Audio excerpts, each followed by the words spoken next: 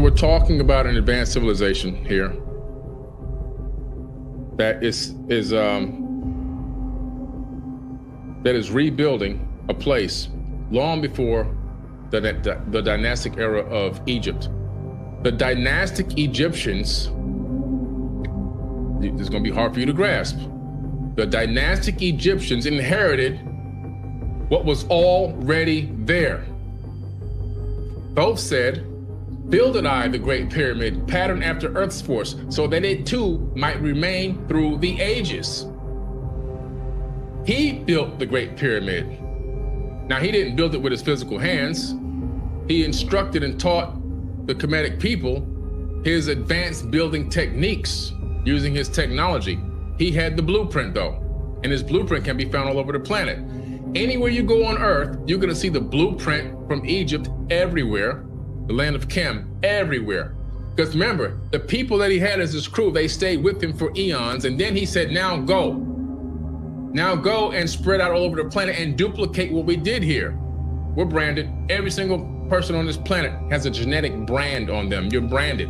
The people that ruled over different regions of the planet, the people that ruled over the lands of Asia, the people that ruled over the European lands, the people that ruled over the lands of the Americas, different races of people that came with both the Atlantean, that then put a genetic marker. So these are my people. Don't you dare touch my people. They can be identified as my people. Flash forth my soul through infinity's beauty. Far through space, I flew with my thoughts. Rested out there on a planet of beauty, strains of harmony filled all the air. Shapes were there, moving in order, great and majestic as stars in the night, mounting in harmony, ordered equilibrium, symbols of the cosmic, like unto law. Many of the stars I passed in my journey, many of the races of men on their worlds. We're talking about multiple planets with multiple races of men, many races of men. Not one race, many races. Some reaching as high as the stars of the morning. In other words, some reaching golden age level, high spirituality, high technology. Some falling low in the blackness of night, some collapsing civilizations. Each and all of them struggling upward, gaining the heights and plumbing the depths, moving at times in realms of brightness, having glimpses of greatness in them, right? Living through the darkness, but trying to gain the light. Isn't that where we are right now? Isn't that where we are right now as a civilization? As a civilization right now, this exact moment, this is exactly where we are right now. Struggling upward, getting the heights, and plumbing the depths. We rise up, right? We then, hey, this is great, we're doing okay. And then some crazy stuff happens and we go back down again. Isn't that right? Each of them all struggling upward, getting the heights and plumbing the depths, moving at times of realms of brightness, living through the darkness, gaining the light. So even though we're living in a lot of darkness, we are gradually still gaining light. Like I said before, what's interesting about darkness and light is this. You have to understand a couple things. This room right now is full of light, so much light that my forehead is glowing, right? And there's no amount of darkness that I can inject into this room that will make this room dark. Light is just that powerful. It's just that powerful. But if I turn all these lights off and make it pitch black in here and just get the cell phone light in my camera on my phone and turn it on, the darkness will flee instantaneously from the light. You see? In the end, the light always wins. And in the end, men are always trying to seek the light. As a whole, more people want light than darkness. This is a fact. The darkness stands out because the mind is attracted to seeing the darkness. You're gonna see the things that are dark faster and recognize them faster than you will of the light. That's the way our minds are programmed, because we have this reflex system in us to make sure that we're not killed, attacked, or hurt, or injured. It's a protection mechanism. So we identify the threat instantaneously anywhere. And so darkness stands out like a beacon for us because, oh man, what's going on over here? I got to pay attention to this. It's a threat to my existence, right? But light is still all around us everywhere you turn. Know, O man, that light is thine heritage. Know that darkness is only a veil. Sealed in thine heart is brightness eternal, waiting for the moment of freedom to conquer, waiting to rend the veil of the night. There's a moment that we're coming to that we're gonna have to address the darkness that we see before us on a daily basis, and that we will begin to extinguish it and remove it from our lives, starting with ourselves, removing the darkness from our own hearts and letting that become the new conscious virus, and spreading that type of consciousness virus throughout the planet. Everyone first removing the darkness from their own hearts and then having unconditional love for one another. Light is your heritage. In other words, light, knowledge, wisdom, understanding, love is your birthright. It's your birthright. The problem is when we're born, like you heard me say so many times, you're given a name, a race, and a religion, and you spend the rest of your life defending a false identity. You truly never know who you are. You have no clue who you are. It's your duty and your job now to seek the light and to live now. Your experience here in the third dimension, in this corporeal body, as a sentient human being, is a version of you as God walking in the flesh to experience life from that perspective and gain wisdom and knowledge and understanding for a period of time. It's a fractal of a moment. It's not even, living for 100 years, even living for 150, even living for 1,000 years is less than a blink of an eye on geological timescales. We're not even here that long. It's boop, you're gone. Open shall be the path to Amenti. Fast fled we then on the wings of the morning. Fast fled we on the wings of the morning, fled to the land of the children of Chem. They left the Lord. The previous verses, they were at the dweller's place. They were on a whole different place on the planet, and they hopped in their bird wings and they flew. All right, they got back to the land of Chem. There, by my power, I conquered and ruled them. He's talking about the fact that he helped raise them up to a high level of civilization, and not only that, he began to rule over them for about 16,000 years. Keeping them in point, keeping them on check. Raised I to light the children of Chem. Deep neath the rocks, this is interesting here. Deep neath the rocks, I buried my spaceship, waiting the time when man might be free. He's talking about he buried it underneath the Sphinx. Over the spaceship, erected a marker in the form of a lion, yet like unto a man. That's the great Sphinx. Thereath the image rest yet my spaceship, forth to be brought when need shall arise. In other words, when there's a need for this ship, it's there to be brought forth. It's there to be used and taken from underneath the Sphinx. UFOs and the Emerald Tablets. You see, the great Sphinx, mainstream keeps trying to tell people that it used to be a lion's head on it. It never had a lion's head on it. It never, ever, ever had a lion's head on it. The Sphinx's head originally was the head of Thoth the Atlantean. In ancient Sumerian cuneiform tablets, he was called Nigazita. And his father, Ea Enki, said, build the Sphinx and aim it at Leo, because that was a time and era that Thoth had the ability and the right to rule, and put your face on it. So the original face of the great Sphinx was actually Thoth's face. Thoth the Atlantean priest king, his face was on the Sphinx. At a time when him and his brother continued to have these internal battles, his brother was Marduk. Marduk is in the Bible. Marduk is in the Torah. Marduk is in the Jewish library. He's also known in the Egyptian Book of the Dead, where his name is also Amun-Ra. Marduk and Thoth were brothers having internal battles. Marduk was extremely evil. and wanted to really masquerade as a god. He really wanted to be a god, and he forced people to worship him and pray to him and everything else. He was having, because of this, he was going head to head with Thoth. Ea Enki said, look, Thoth, I tell you what, man, I'm tired of stopping these fights between you guys. You go to the other side of the planet, go work over there in the Americas, in Mesoamerica, and kickstart a new civilization over there. So Thoth took, according to the Sumerian tablets, Africans, the Olmecs. He took the Olmecs with him, and he went over to Teotihuacan long before Christopher Columbus was even born.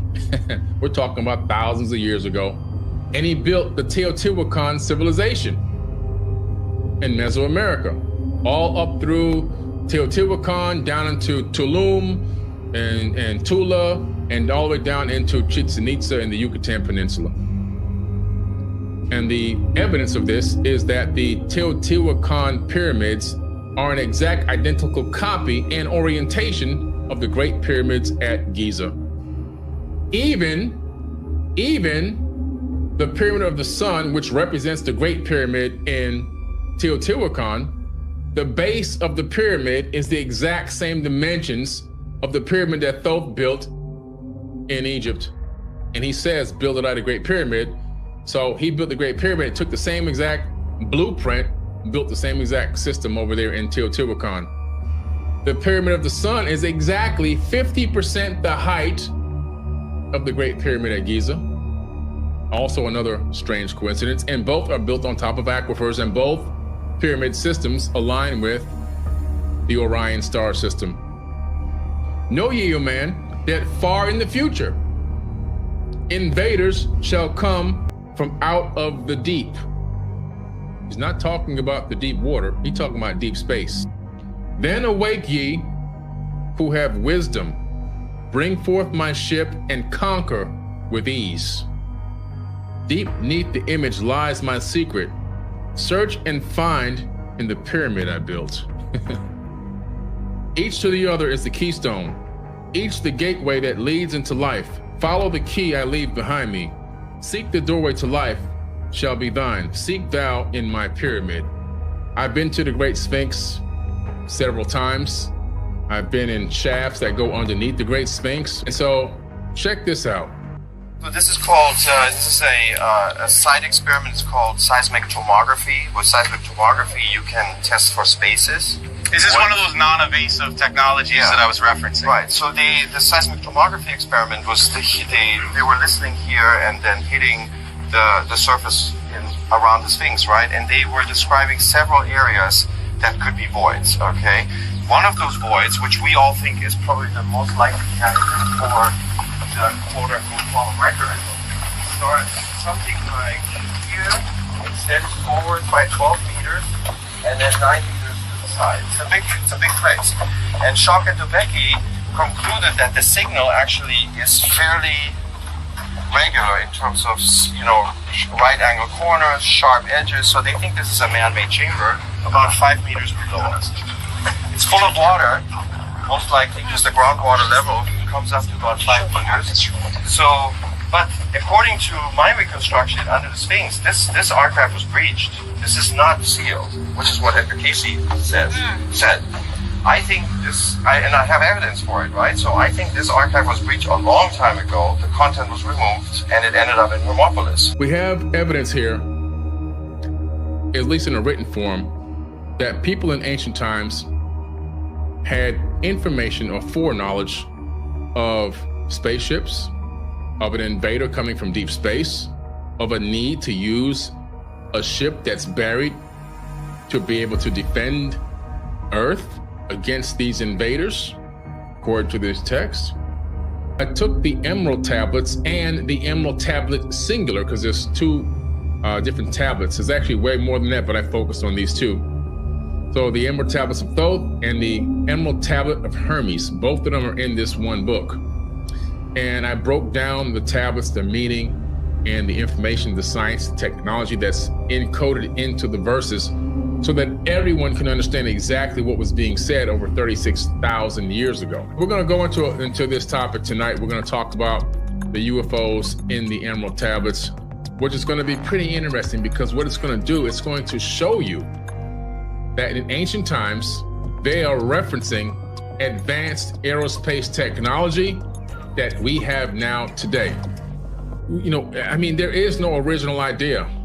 Literally, everything already exists. And everything is existing in the ether of space-time. In other words, every thought that we think, it goes out of your skull. We know this in basic science, classical physics. If you go to a doctor and they cut, you know, a brain surgeon, and they put an EEG on your scalp and connect it to a computer, they can read your brain waves. Why? Because your brain waves leave the computer, leave your skull and go to the computer. They go through the wires and go into the computer. The brain waves leave your skull. The brain waves, your thoughts don't stay inside of your skull, they leave. They leave as what? As waves of light.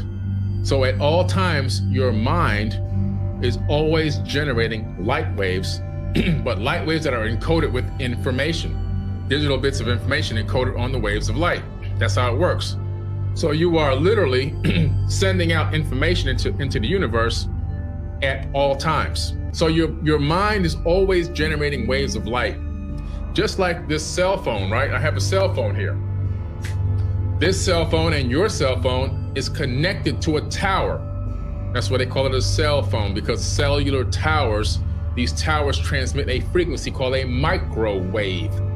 What is a microwave? It's a wave of light, okay? You can't see the microwave, and thankfully we can't see microwaves. We can't see ultraviolet, infrared, you know, we can't see gamma waves. We can't see, if we could see all the different variations of waves of light that exist, we would be completely distracted.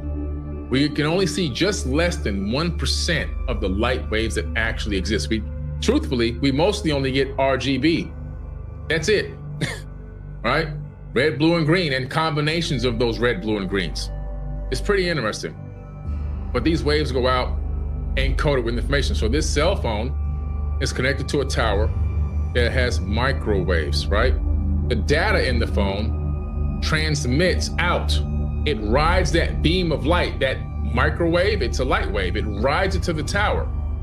It's piggybacking it to the tower. From that tower, it gets sent to other towers around, up into a satellite, depending on how far you are away, it drops it back down to a tower in your local region.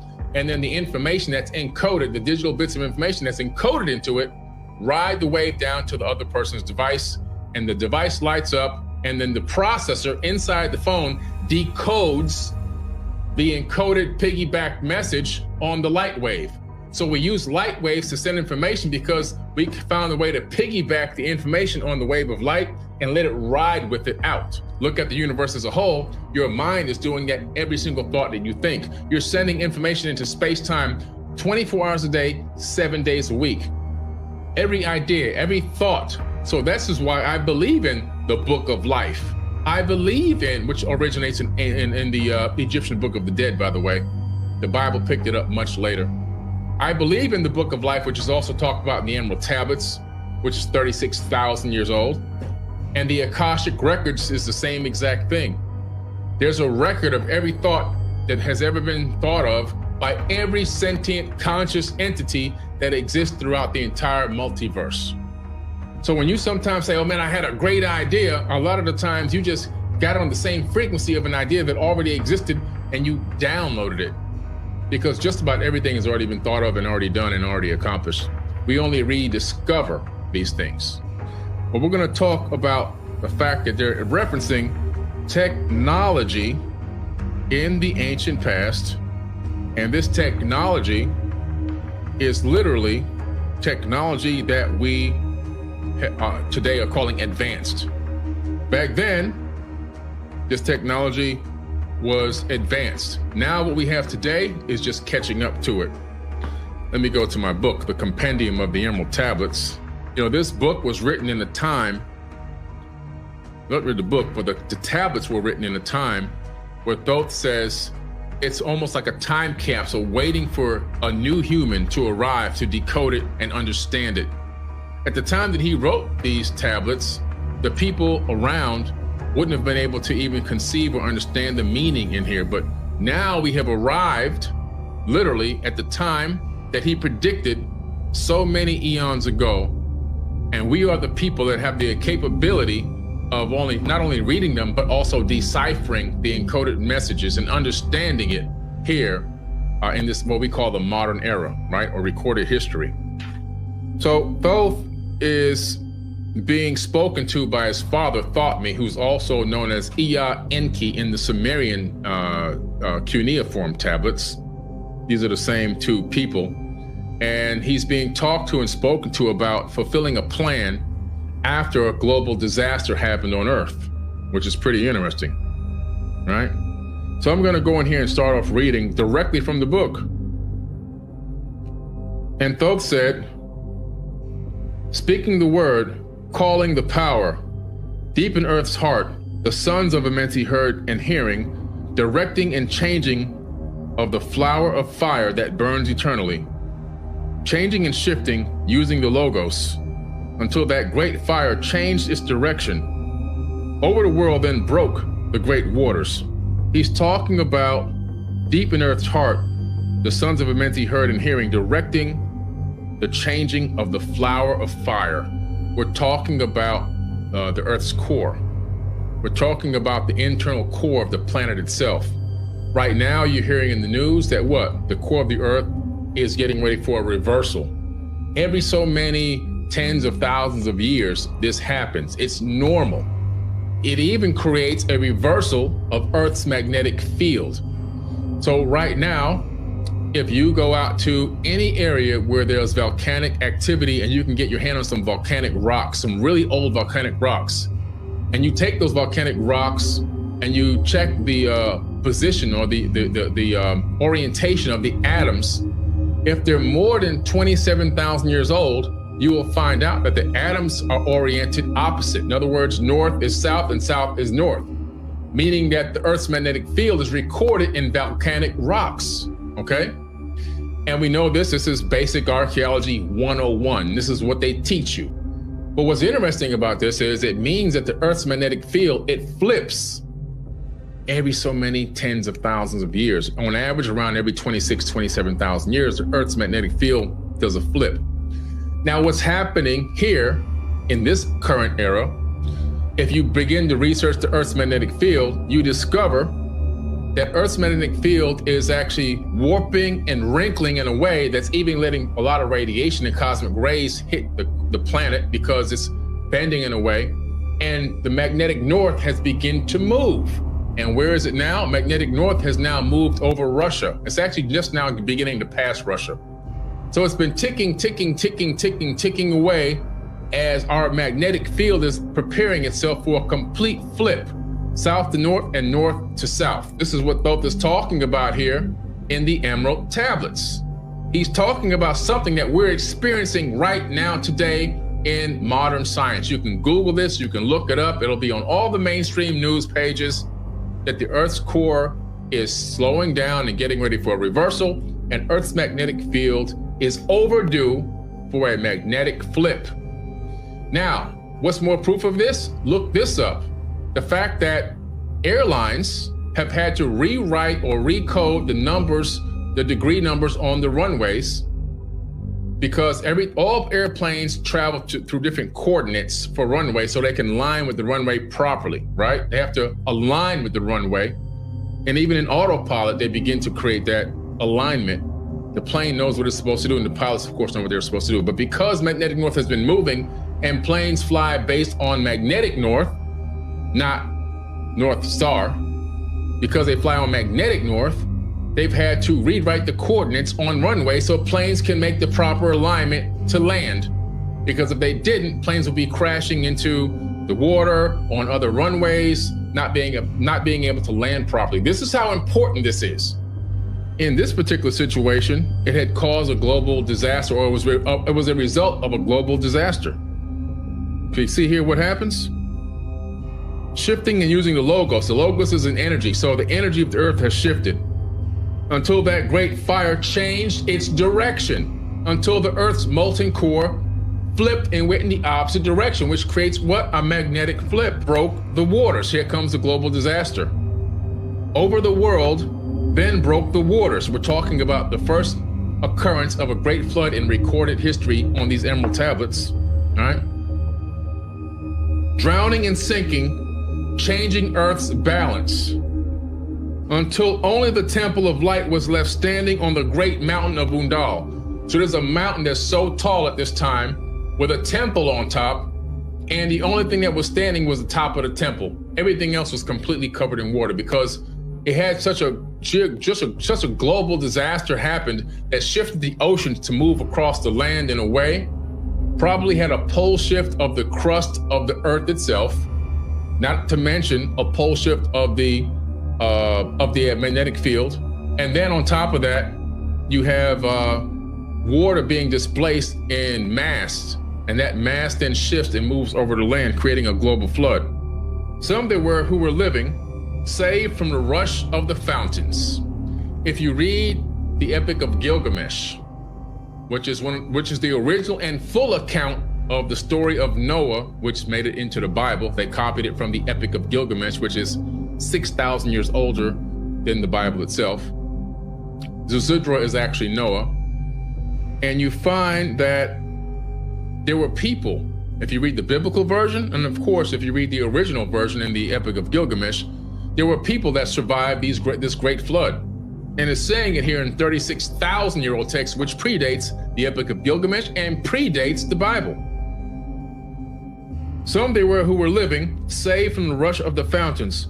Called to me then the master, saying, gather ye my people. The master is his father. His father is saying, get your people together, get your crew together. We got work to do. We got to fix this problem here. So Thoth says, take them by the arts ye have learned far across the waters. Take them by the arts ye have learned.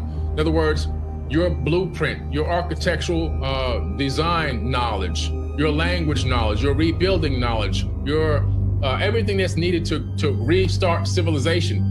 All of that which you have been studying and have been working on all of these eons, it's now time for you to implement that knowledge with your team. Take your team, get them together, and take them across the waters.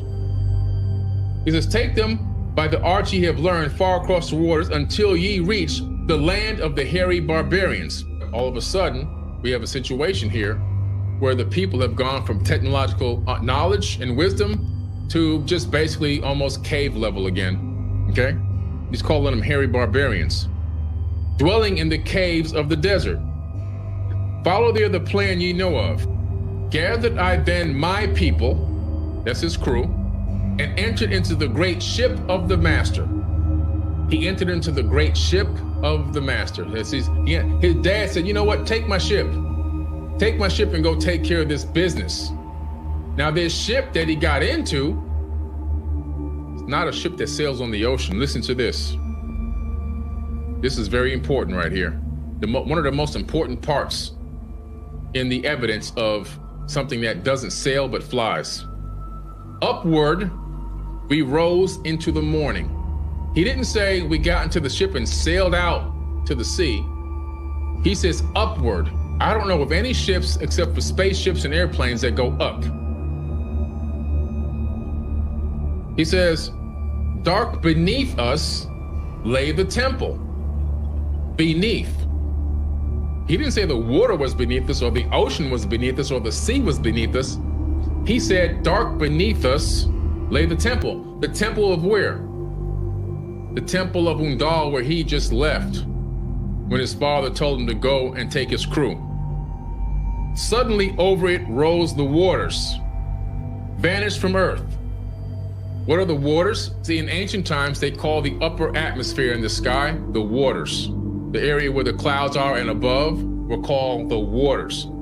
In the Bible, they call it separating water from the waters. But the fact of this, vanished from earth. They've actually left Earth's atmosphere. They've actually gone up so high that they've left Earth. Until the time appointed was the great temple. Fast we fled toward the sun of the morning until beneath us lay the land of the children of Chem.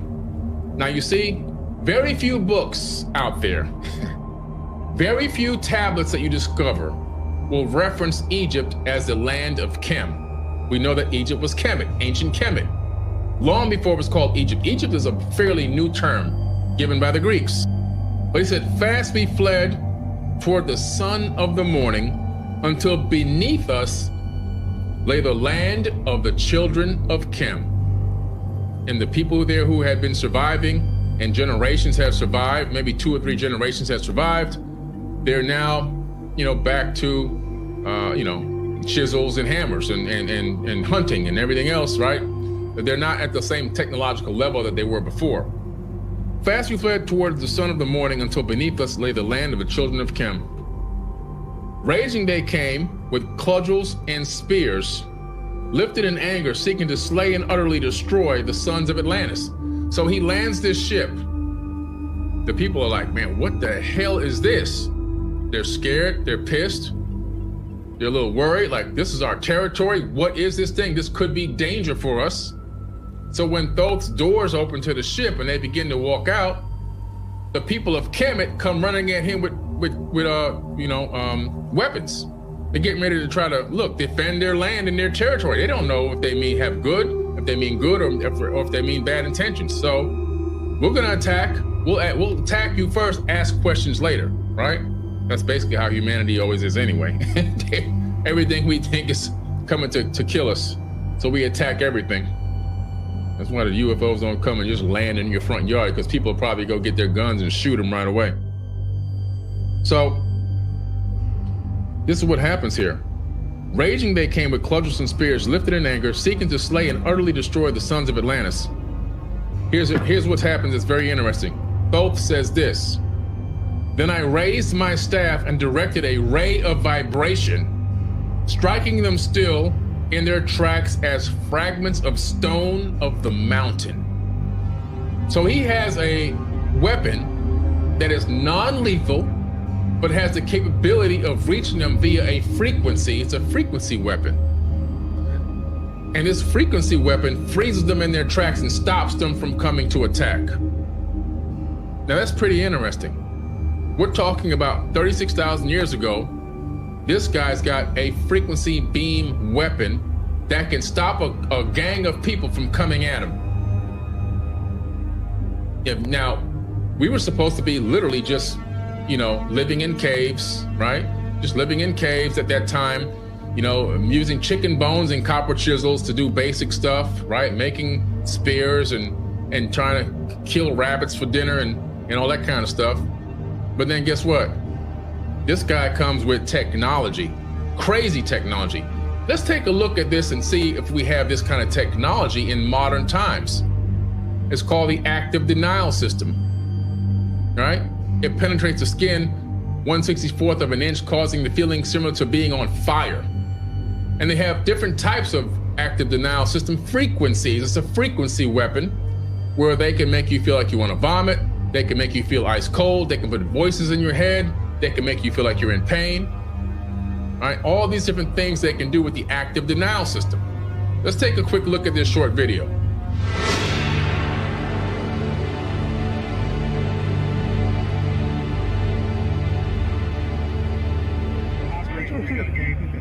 Marines and several other DoD representatives had quite the heated demonstration at Quantico, Virginia from the Joint Non-Lethal Weapons Directorate. This is a military area. Move away from the perimeter. I say again, this is a military area. Move away from the perimeter. Their new active denial system boasts a reach far beyond any other non-lethal system. Well, it's a versatile system, and it has a range of non-lethal capability that we can't even come close to with any of our fielded systems today that are in our military forces.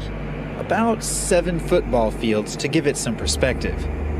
It can deter individuals on a military perimeter all the way up to a riotous crowd. All without permanent harm. It only penetrates 1/64th of an inch of your skin. Goes very shallow into where your nerve receptors are, and there's no permanent injury caused by it. Very safe system. We built in some safety margins and training for the operators. They even let any of the guests volunteer to test out its effectiveness and safety, including the Assistant Commandant of the Marine Corps, Sergeant Major of the Marine Corps, and Assistant Secretary of the Navy. And Thoth said, "Then I spoke to them in words calm and peaceful, telling them of the might of Atlantis." Pretty interesting. Atlantis was a global civilization. It was not just a ring city, and I'm going to show you here in a minute. So then I spoke to them in words calm and peaceful, telling them of the might of Atlantis, saying, "We were the children of the sun and its messengers."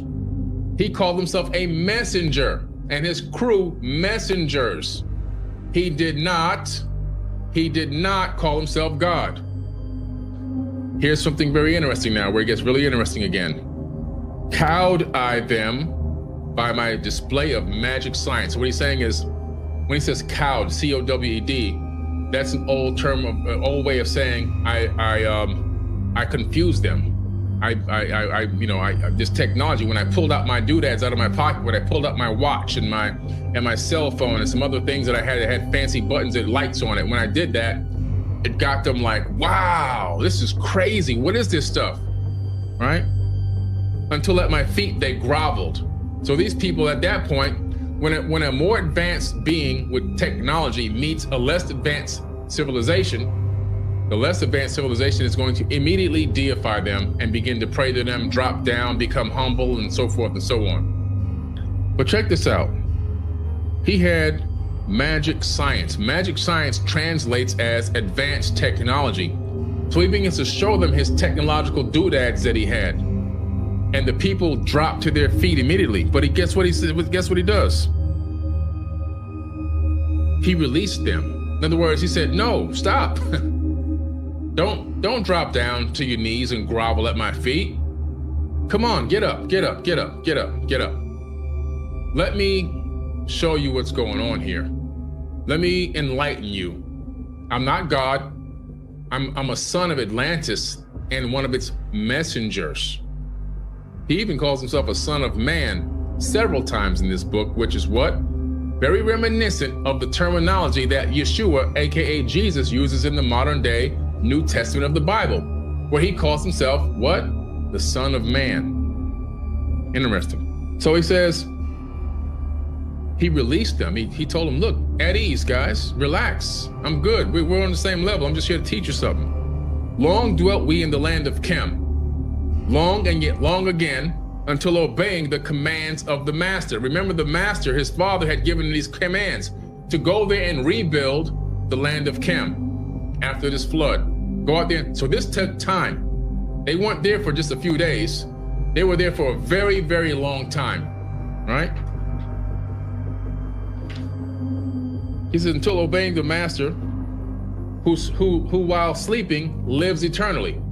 So his father is in the Halls of Amenti. That's where he left him. These beings had these things called the Halls of Amenti. There were several of them around the planet.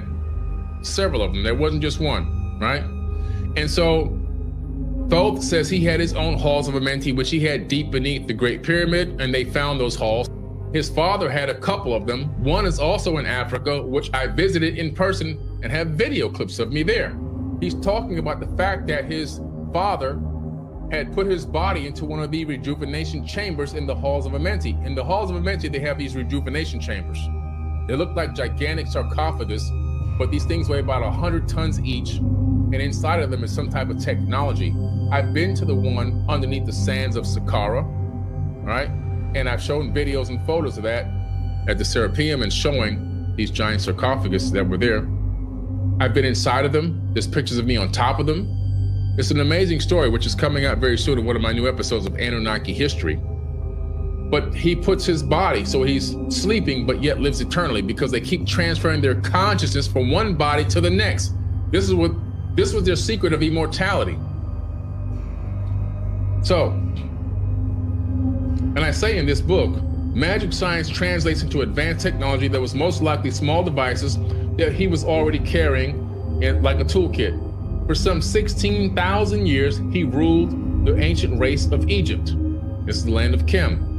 From approximately 52,000 to 36,000. 52,000 BC to 36,000 BC, he ruled over the land of Chem. At that time, the ancient barbarous race among which he and his followers had settled was elevated to a high degree of civilization. They slept in rejuvenation chambers for 100 years at a time as they astral projected and traveled amongst the universe. Sons of Atlantis. This is important. His crew that stayed with him for all those years, all those eons, building up the land of Chem. He now says, our job here is complete. We have reestablished a high level of civilization. We have reestablished a new golden age in the land of Kemet. This is before the dynastic era even begun. Long before the dynastic era, it had even begun. He says this, I sent from me the sons of Atlantis, sent them in many directions, that from the womb of time, wisdom might rise again in her children. Long dwelt I in the land of Chem, doing great works by the wisdom within me. So he stayed there. He stayed in the land of Chem while he sent his crew and spread them out all over the planet. Thoth sent his crew to all continents to kickstart new civilizations based on the same basic architecture and sciences. These Atlanteans were global, and each ruler put a genetic marker on their humans, which created the different races we have today. Atlantis was not a ring city only. A ring city, the ring city that sunk in the Atlantic Ocean, was just one capital of many capitals that existed on Earth at that time. Anywhere you are right now in the world watching me speak, you're sitting directly or standing directly on top of Atlantis right now. This Earth was literally Atlantis. Another Bible verse, apparently copied from much older text, seems to resonate with the words of Thoth, is Ephesians 2:10. For we are God's handiwork, created in Christ Jesus to do good works, which God prepared in advance for us to do.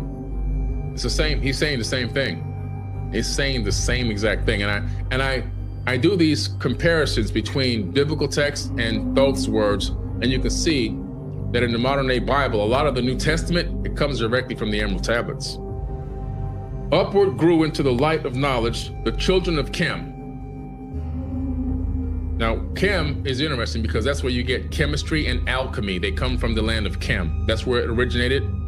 The land of Chem is where you get alchemy and chemistry. And after that, the Greeks and the Romans and everybody else, they learned directly from the Chemists. Watered by the rains of my wisdom, blasted I then a path to Amenti, so that I might retain my powers, living from age to age as a son of Atlantis, keeping the wisdom, preserving the records. Great grew the sons of Chem, conquering the people around them, growing slowly upwards in soul force. We're talking about ancient tablets that were not written by a scribe. See, in ancient times, 80% of the tablets and texts and scrolls that exist were written by a scribe.